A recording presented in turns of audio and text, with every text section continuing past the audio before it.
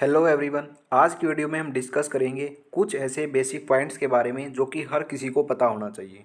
यहाँ पे जो ये पॉइंट लिखे हुए हैं वन बाय वन करके इनके बारे में हम डिटेल में डिस्कस करने वाले हैं। तो चलिए वीडियो को स्टार्ट करते हैं और वन बाय वन करके देख लेते हैं ये क्या क्या पॉइंट्स हैं। सबसे पहले देखते हैं ब्लड के बारे में।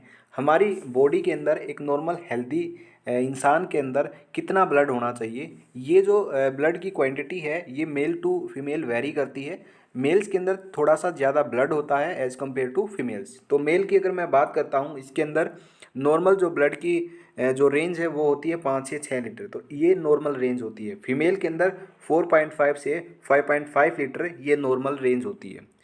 देखिए ब्लड के अंदर हमारा जो ब्लड होता है उसके अंदर 3 तरीके की सेल्स पाई जाती हैं। पहली जो सेल होती है वो होती है आरबीसी, दूसरी जो सेल होती है वो होती है डब्ल्यूबीसी और तीसरे टाइप की जो सेल होती है वो होती है प्लेटलेट। ठीक है, तो 3 तरीके की ये सेल्स हैं जो हमारे ब्लड के अंदर मिलती हैं।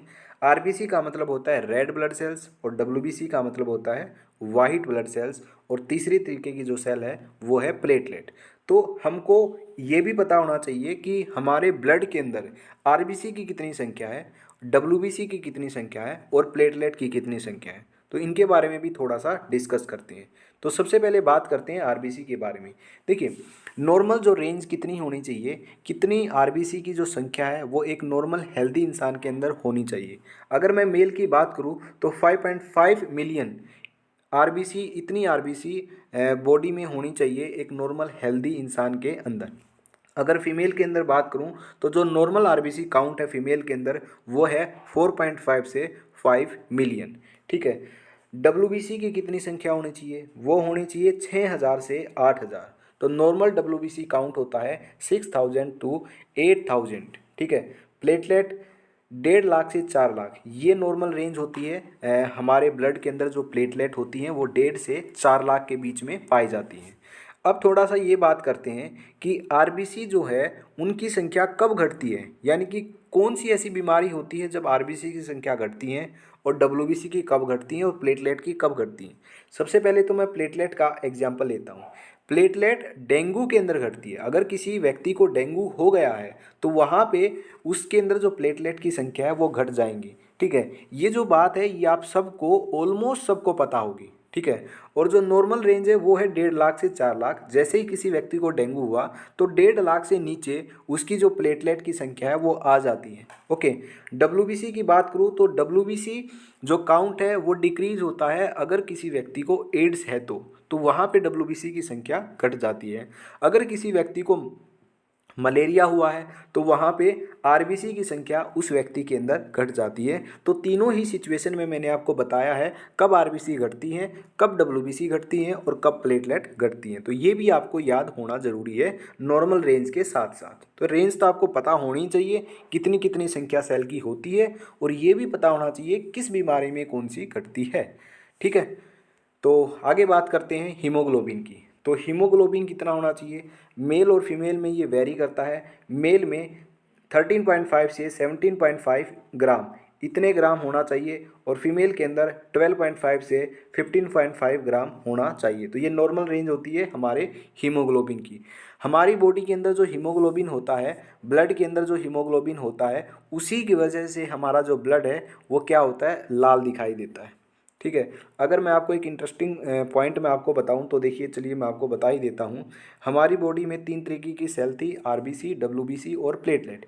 प्लेटलेट का काम होता था ब्लड क्लोटिंग का, यानी कि अगर कहीं पे चोट लग जाती है, जैसे कि आपने अपनी फिंगर पे क्या किया, सुई के साथ प्रिक किया तो वहाँ पे आपका खून आएगा, थोड़ा सा खून आएगा तो कुछ सेकंड के बाद वो खून क्या है, आना बंद हो जाएगा, यानी कि वहाँ पे थक्का बन गया है। ठीक है, तो ये बॉडी का मैकेनिज्म है, जहाँ से भी खून निकलता है वहाँ पे ऑटोमेटिक क्लोटिंग हो जाती है, ब्लड थक्का बना देता है तो प्लेटलेट बनाता वो। ठीक है, तो प्लेटलेट जो ब्लड के अंदर होती है वो क्लोटिंग का काम करती है, तो ब्लड क्लोटिंग का काम प्लेटलेट का होता है। और बॉडी के अंदर जो डब्ल्यूबीसी प्रेजेंट होती है उनका काम होता है हमारी बॉडी को इम्यूनिटी प्रोवाइड कराना। ठीक है, अब जो आरबीसी बच गई है, ठीक है, आरबीसी आरबीसी का काम होता है, आरबीसी मतलब रेड ब्लड सेल्स, इनका काम होता है ऑक्सीजन को कैरी करना, यानी कि ये ऑक्सीजन को लेके जाएंगी और जहाँ पे ऑक्सीजन की ज़रूरत है बॉडी के अंदर वहाँ पे सेल्स तक पहुँचा देंगी। ठीक है, तो आरबीसी एक ऑक्सीजन कैरियर का काम करती है। अब मैं आपको एक इंटरेस्टिंग पॉइंट क्या बता रहा था कि हीमोग्लोबिन और आरबीसी के बारे में बता रहा था। एक्चुअल में जो हीमोग्लोबिन है वो कहाँ प्रेजेंट होता है वो मैं आपको बताता हूँ। देखिए ये एक आरबीसी होती है, ये मैंने एक आरबीसी बनाई है। इस आरबीसी के अंदर बहुत सारे हीमोग्लोबिन के मॉलिक्यूल होते हैं, ठीक है, बहुत सारे हीमोग्लोबिन के मॉलिक्यूल यहाँ पे भरे हुए होते हैं। और अगर मैं स्पेसिफिक बात करूँ कितने मॉलिक्यूल भरे हुए हैं, तो एक आरबीसी में 280 मिलियन, समझ रहे हो, मिलियन कहा मैंने, 1 मिलियन यानी कि 10 लाख, तो 280 को 10 लाख से मल्टीप्लाई करो, इतने मॉलिक्यूल इस एक आरबीसी में भरे हुए होते हैं, ठीक है। तो जो ये आरबीसी है इसका काम ऑक्सीजन कैरी करना होता है, ओके। और आरबीसी के अंदर जो हीमोग्लोबिन होते हैं ना, उनकी वजह से जो ब्लड है वो रेड दिखाई देता है, ठीक है। आपको पता चल गया होगा क्यों दिखाई देता है, क्योंकि 280 मिलियन एक आरबीसी के अंदर भरे हुए, सोच सकते हो आप, इमेजिन करो, जस्ट इमेजिन, केवल एक आरबीसी बोला है मैंने, एक आरबीसी में इतने मॉलिक्यूल आरबीसी के सॉरी हीमोग्लोबिन के एक आरबीसी में होते हैं, ठीक है। अब हीमोग्लोबिन का क्या काम होता है, देखिए आरबीसी का जो काम है वही हीमोग्लोबिन का। एक्चुअल में आरबीसी है ही क्या, आरबीसी एक हीमोग्लोबिन से भरा हुआ थैला होता है, ठीक है। जो एक हीमोग्लोबिन का मॉलिक्यूल होता है ना, वो 4 ऑक्सीजन मॉलिक्यूल्स को कैरी कर सकता है। यानी कि एक आरबीसी के अंदर 280 मॉलिक्यूल है, उनमें से जो एक मॉलिक्यूल है हीमोग्लोबिन का, हर एक मॉलिक्यूल हीमोग्लोबिन का वो 4 ऑक्सीजन को अपने साथ बैठा के ले जा सकता है, ठीक है। तो ये ऑक्सीजन कैरियर का काम करता है, जहाँ भी ज़रूरत होगी वहाँ पे ले जाएगा। तो सोचो, जस्ट इमेजिन करो, एक आरबीसी में 280 मॉलिक्यूल हैं हीमोग्लोबिन के, और एक हीमोग्लोबिन अपने साथ 4 ऑक्सीजन मॉलिक्यूल कैरी कर सकता है, तो 280 जो मिलियन मॉलिक्यूल हैं वो कितने कैरी कर सकते होंगे, ठीक है, जस्ट इमेजिन। तो ये इंटरेस्टिंग जो पॉइंट है ये मैंने आपको बताना था। तो आगे बात करते हैं ब्लड प्रेशर की। कितना ब्लड प्रेशर होना चाहिए, देखिए नॉर्मल जो ब्लड प्रेशर है वो होता है 120/80 mmHg, ठीक है। अगर मैं एडल्ट की बात करता हूँ तो ये नॉर्मल ब्लड प्रेशर जो माना जाता है 120/80 mmHg माना जाता है। अगर न्यूली बोर्न बेबी की बात करूँ तो उसके अंदर जो नॉर्मल बीपी होता है वो होता है 90/50 mmHg। अगर मैं ओल्ड एज की बात करूँ, यानी कि बहुत ही ज़्यादा उम्र हो गई है, 55 से 60 साल से ऊपर हो गई है ओल्ड एज की, तो वहाँ पे अगर ब्लड प्रेशर मेजर करने के बाद ये रेंज मिलती है 150 से 90 मिलती है, ठीक है, 150/90 मिलती है, तो ये नॉर्मल रेंज के अंदर इंक्लूड कर लिया जाता है। क्योंकि होता क्या है, जैसे जैसे ओल्ड एज होती है वैसे वैसे जो हमारी जो ब्लड वेसल्स हैं वो क्या होने लगती हैं, सख्त होने लगती है, जिसकी वजह से ब्लड प्रेशर ऑटोमेटिक बढ़ जाता है। तो ओल्ड एज होने के साथ साथ जो ब्लड प्रेशर है वो 150/90 तक पहुंच जाता है, उस कंडीशन में भी ये नॉर्मल माना जाता है, ठीक है। तो ब्लड प्रेशर एज पे भी मैटर करता है, ओके। अगर यही रेंज 150 से 90 किसी एडल्ट के अंदर आती है तो वहाँ पे उसको हाइपरटेंशन है, ठीक है। तो वहाँ पे उसको अपना लाइफस्टाइल चेंज करने की ज़रूरत है, एक्सरसाइज करने की ज़रूरत है, ठीक है। तो अगर ब्लड प्रेशर नॉर्मल, तो मैंने आपको बताया ये तीनों ही कंडीशन है नॉर्मल वाली, ठीक है। तो तीनों कंडीशन में अलग अलग लिखा है। अगर न्यूली बोर्न बेबी है तो ये नॉर्मल होगा, अगर एडल्ट है तो ये नॉर्मल होगा, ओल्ड एज है तो ये नॉर्मल होगा। तो हम कंसीडर करते हैं एडल्ट एज का, तो सारी जो वैल्यू नीचे दोनों वैल्यू हैं वो एडल्ट एज की हैं। अगर एडल्ट के अंदर 120/80 है या इससे कम है, 120/80 से कम है तो ये नॉर्मल होगा। अगर 120/80 से ज़्यादा है तो वो होगा हाइपरटेंशन, ठीक है। जैसे कि 140/90 है वो हाई माना जाएगा, यानी कि उसको हाइपरटेंशन है, उसको एक्सरसाइज करने की ज़रूरत है, उसको अपना लाइफस्टाइल, अपना अपना खाना पीना सब चेंज करने की ज़रूरत है, तभी उसका जो बीपी है, ब्लड प्रेशर है, वो कंट्रोल में आएगा। अगर 150 से 95 mmHg इतना ब्लड प्रेशर मेजर हो रहा है तो इसका मतलब वेरी हाई है, तो डॉक्टर से मिलने की ज़रूरत है, वहाँ पे मेडिसिन लेने की ज़रूरत है, ठीक है। तो ये वेरी हाई ब्लड प्रेशर के अंदर इंक्लूड किया जाएगा। अब यहाँ पे एक दो चीज़ें और मैं आपको बताना चाहूँगा। पहली चीज़ तो ये कि 120/80 mmHg ऐसे ब्लड प्रेशर लिखा जाता है। अब ये जो 120 है ये क्या है, 80 क्या है, ये क्या है। देखिए 120 जो ऊपर वाला होता है वो होता है सिस्टोलिक ब्लड प्रेशर, नीचे वाला होता है डायस्टोलिक ब्लड प्रेशर। तो 120 is the systolic blood pressure and 80 is the diastolic blood pressure. अब बात यह आती है कि सिस्टोलिक ब्लड प्रेशर क्या है और डायस्टोलिक क्या है, क्यों इनको अलग अलग बोला गया है। देखिए, जब हमारा जो हार्ट है जब वो कॉन्ट्रैक्ट करता है ना, तो ड्यूरिंग कॉन्ट्रैक्शन कितना ब्लड प्रेशर है, वो होता है सिस्टोलिक। और ड्यूरिंग रिलैक्सेशन, जब अब हमारा ब्लड रिलैक्स कर रहा होता है उस दौरान कितना ब्लड प्रेशर है, वो होता है डायस्टोलिक। आई होप आप इन दोनों में जो कन्फ्यूज़न था आपको कभी आपको समझ आया नहीं, वो आज क्लियर हो गया होगा। 120 is the systolic blood pressure, systolic मतलब ड्यूरिंग कॉन्ट्रैक्शन कितना है, और 80 is the diastolic blood pressure यानी कि ड्यूरिंग रिलैक्सेशन कितना ब्लड प्रेशर है वो होता है। ठीक है, और जो ये ब्लड प्रेशर है ये मेजर किया जाता है एक इंस्ट्रूमेंट के द्वारा। ये आपको इंस्ट्रूमेंट यहाँ पे दिख रहा है, ये आपको पता होगा, ये ब्लड प्रेशर इसके द्वारा मेजर किया जाता है। अब तो डिजिटल भी आने लगे हैं, ठीक है, ये मरकरी वाला है, तो इसका जो नाम है वो होता है स्फिग्नोमेनोमीटर। तो जिस इंस्ट्रूमेंट के द्वारा ब्लड प्रेशर मेजर किया जाता है उसका नाम है स्फिग्नोमेनोमीटर। तो ये जो इंस्ट्रूमेंट का नाम है ये भी आपको पता होना चाहिए। देखिए, ये तो था ब्लड प्रेशर के बारे में जो बढ़ा हुआ है, ठीक है। हाई ब्लड नॉर्मल और हाई ब्लड प्रेशर के बारे में मैंने आपको बताया, लेकिन यहाँ पे लो बीपी के बारे में और मैं आपको बताता हूँ कि लो ब्लड प्रेशर कितना होना चाहिए। यहाँ पे मैंने कहीं लिखा नहीं है लेकिन फिर भी मैं आपको बता देता हूँ। अगर 90/60, अगर सिस्टोलिक तो 90 से कम है और डायस्टोलिक 60 से कम है, 90/60 अगर इससे कम आ रहा है तो इसका मतलब उस व्यक्ति का जो ब्लड प्रेशर है वो लो हो चुका है, यानी कि लो बीपी कंडीशन है। तो हाई बता दी, नॉर्मल बता दी, लो भी बता दी। तो ये सारी सिचुएशन मैं आपको क्लियर कर दी है ब्लड प्रेशर के बारे में। अब बात करते हैं हार्ट रेट की। हार्ट रेट क्या होता है? देखिए, हार्ट रेट यानी कि दिल की धड़कन। हमारा जो दिल है वो 1 मिनट में कितनी बार धड़कता है, कितनी बार बीट करता है, वो होता है हार्ट रेट। अब पल्स रेट क्या है? हार्ट रेट और पल्स रेट एक ही बात है। जब हमारा दिल एक बार धड़कता है तो एक पल्स जनरेट होती है, तो इसका मतलब जितनी बार धड़केगा उतनी ही पल्स जनरेट होगी, यानी कि जितनी हार्ट बीट उतनी ही पल्स रेट। तो इसलिए हार्ट रेट और पल्स रेट इक्वल होती हैं, ठीक है। तो कितनी हार्ट रेट होती है? अगर मैं नॉर्मल एवरेज हार्ट रेट की बात करूँ तो वो होती है 72/मिनट, यानी कि 72, 1 मिनट में 72 बार हमारा जो दिल है वो धड़कता है। ये नॉर्मल हार्ट रेट होती है, ठीक है। अगर 90 से 120/मिनट है, इसका मतलब हाई हार्ट रेट है।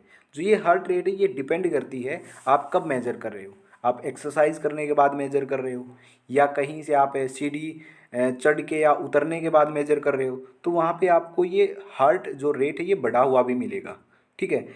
एक्चुअल में आपको बताता हूँ, 60 से 100 तक अगर इतनी हार्ट रेट आती है पर मिनट तो ये नॉर्मल मानी जाती है। अगर 60 से 70 आती है तो इसका मतलब हेल्दी हार्ट रेट है। अगर 60 से 70 के बीच में आती है तो इसका मतलब बहुत ही ज़्यादा हेल्दी हार्ट रेट है, ठीक है, कोई दिक्कत नहीं। अगर 60 से 100 तक भी आती है तो भी हार्ट रेट नॉर्मल है, कोई दिक्कत वाली बात नहीं है। अगर 100 से फिर ज़्यादा हो जाती है तो भी नॉर्मल है। एथलीट के अंदर तो ये 120 तक भी चली जाती है, ये भी कोई दिक्कत नहीं है। तो डिपेंड करता है अलग अलग सिचुएशन में कितना है, लेकिन जो एवरेज मानी जाती है वो 72/मिनट मानी जाती है और 60 से 100 तक नॉर्मल मानी जाती है, ठीक है। तो ये हमारी हार्ट रेट की कंडीशन हो गई। अब एक और बात देख लेते हैं। जब भी एक बच्चा पैदा होता है, मतलब जो न्यूली बोर्न बेबी होता है, उसकी जो हार्ट रेट है वो ज़्यादा होती है, वो होती है 140/मिनट। सोच सकते हो, हमारी जो हम जो एडल्ट हैं हमारी तो कितनी है एवरेज, 72 या 60 से 100 कह सकता हूँ, लेकिन जो न्यूली बोर्न बेबी है उसकी हार्ट रेट ज़्यादा होती है, उसकी होती है 140/मिनट। इसलिए जो ब्लड प्रेशर और हार्ट रेट है ये दोनों एज पे भी डिपेंड करती है। तो बहुत सारे फैक्टर्स होते हैं जिन पे ये डिपेंड करती है, ओके। तो न्यूली बोर्न बेबी में 140 होती है। जैसे जैसे टाइम, जैसे जैसे वो 1 महीने का 2 महीने का होता है तो ड्यूरिंग 1 ईयर उसकी फिर 120 हो जाती है, ठीक है। तो पहला जो साल होता है ना, 1 साल का जो बच्चा होता है 1 साल तक, जब वो न्यूली बोर्न होता है, पैदा हुआ होता है, तब तो उसकी 140 होती है। तो टाइम के साथ साथ 1-2 महीने के बाद उसकी 120 हो जाती है। तो ये जो 120 है ये 1 साल तक रहती है, ठीक है। तो ये कुछ स्पेशल पॉइंट थे जो मैंने आपको यहाँ पे बता दिए। अब बात करते हैं बॉडी मास इंडेक्स की, बीएमआई। बीएमआई क्या है? बीएमआई बहुत ही ज़्यादा इंपॉर्टेंट चीज़ है जो आपको समझनी चाहिए। बीएमआई का मतलब होता है body mass index. BMI calculate करने के बाद पता लगाया जा सकता है कि कोई भी व्यक्ति कितना हेल्दी है, ठीक है, या कितना फिट है या अनफिट है। अब ये बीएमआई कैसे कैलकुलेट करते हैं? देखिए, बीएमआई को कैलकुलेट करने के लिए आपकी कितनी हाइट है वो पता होनी चाहिए, आपका कितना वेट है वो पता होना चाहिए। एक फार्मूला होता है, उसकी वजह से बीएमआई कैलकुलेट कर लिया जाता है। देखिए, अगर बीएमआई की वैल्यू, जो जितना डाटा यहाँ पे लिखा हुआ है, ये वर्ल्ड हेल्थ ऑर्गेनाइजेशन यानी कि डब्ल्यूएचओ ने दिया हुआ है, ये डाटा बीएमआई का है। अगर आपकी बीएमआई कैलकुलेट करने के बाद आपकी जो बीएमआई की वैल्यू है वो 18.5 से कम आती है, इसका मतलब आप अंडरवेट हो, आप में जो वेट है वो कम है, यानी कि आपको प्रॉपर डाइट लेने की ज़रूरत है। अगर आपकी जो बीएमआई की रेंज है, वैल्यू है, वो 18.5 से 24.9 इसके बीच में आती है, यानी कि आपका जो वेट है वो नॉर्मल है, आप नॉर्मल वेट कैटेगरी के अंदर लाई करते हो। अगर वही वैल्यू बीएमआई की आपकी 25 से 29.9 आती है, इसका मतलब आप ओवर वेट हो। अगर 30 से ज़्यादा, इसका मतलब आप ओबेस हो, यानी कि आपको मोटापा हो चुके हो, आप बहुत ज़्यादा मोटे हो चुके हैं, मतलब मोटापा बढ़ स्टार्ट हो गया आपका। 30 से अगर ज़्यादा है तो ओबेस के अंदर भी टाइप आती हैं, स्टेज 1, स्टेज 2, स्टेज 3, तो वहाँ भी आती है। इसका मैंने एक अलग से वीडियो बनाया है बीएमआई का, कि बीएमआई होता क्या है, पूरा एक्सप्लेन किया है। बीएमआई को कैसे कैलकुलेट करना है वो भी मैंने एक्सप्लेन किया है, ठीक है। तो उसका जो लिंक है वो डिस्क्रिप्शन में आपको मिल जाएगा, तो वहाँ पे आप क्लिक करके पूरी वीडियो देख सकते हो। ऑलरेडी मैंने वो अपलोड कर दी है, ओके। तो हाइट और वेट ही आपका चाहिए होगा वहाँ पे आपको कैलकुलेट करने के लिए। जैसे आपकी बीएमआई की वैल्यू आ जाएगी तो इन वैल्यूज़ के अंदर आप देख लो कहाँ पे आप लाई कर रहे हो। अगर आपकी वैल्यू इसके बीच में है तो आपका नॉर्मल वेट है, अगर इससे कम है तो आपका अंडर वेट है, इसके बीच में तो ओवर वेट है, अगर 30 से ज़्यादा है ओबेस है, ठीक है। यानी कि फिर आपको आपका डाइट चेंज करने की ज़रूरत है। आगे क्या है? आगे बात करते हैं रेस्पायरेशन रेट की। रेस्पायरेशन रेट कितना होना चाहिए, यानी कि 1 मिनट में कितनी बार हम सांस लेते हैं। तो नॉर्मल जो रेस्पायरेशन रेट है किसी भी एडल्ट का, अगर उसकी बात करूँ तो वो होता है 12 से 16 ब्रीद पर मिनट। 1 मिनट में हम 12 से 16 बार सांस लेते हैं, तो ये नॉर्मल एक हेल्दी पर्सन का रेस्पायरेशन रेट होता है, ठीक है। 12 to 16 ब्रीथ पर मिनट।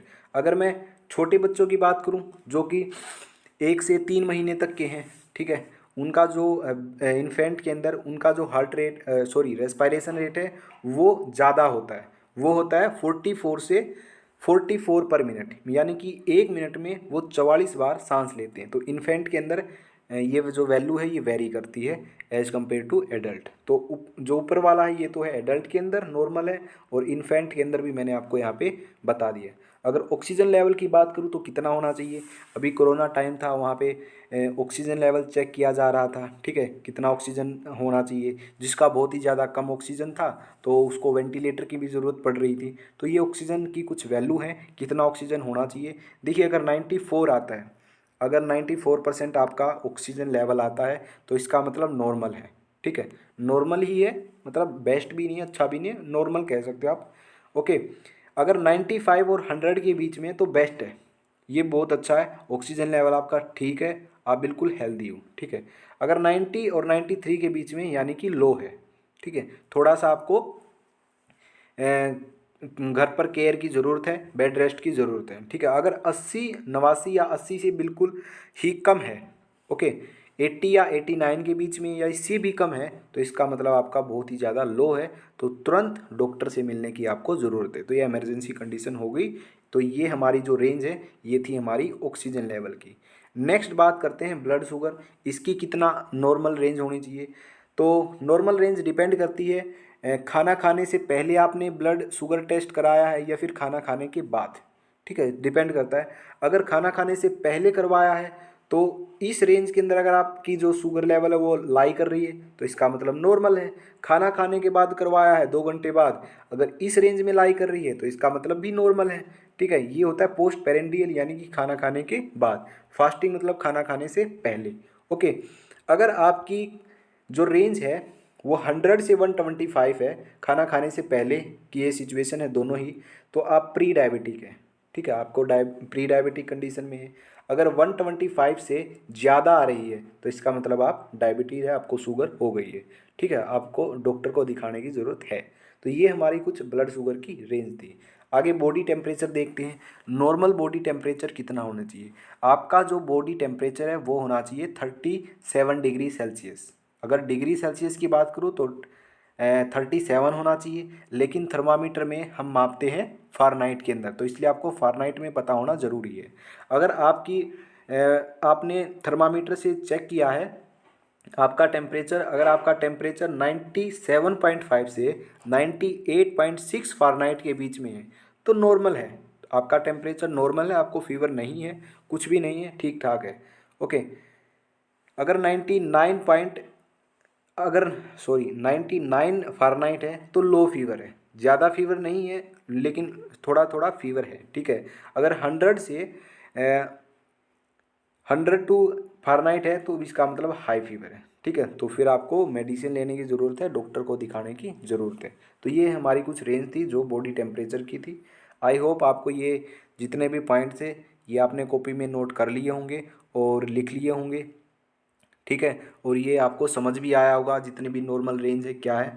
और बीएमआई के बारे में डिटेल वीडियो है, आपको कैसे कैलकुलेट करना है वो उसका लिंक डिस्क्रिप्शन में दिया है, तो वहाँ से आप जाके देख सकते हो। तो आज की वीडियो में बस इतना ही, और मिलते हैं नेक्स्ट वीडियो के अंदर। और प्लीज़ कमेंट करके ज़रूर बताइए ये वीडियो आपको कैसी लगी।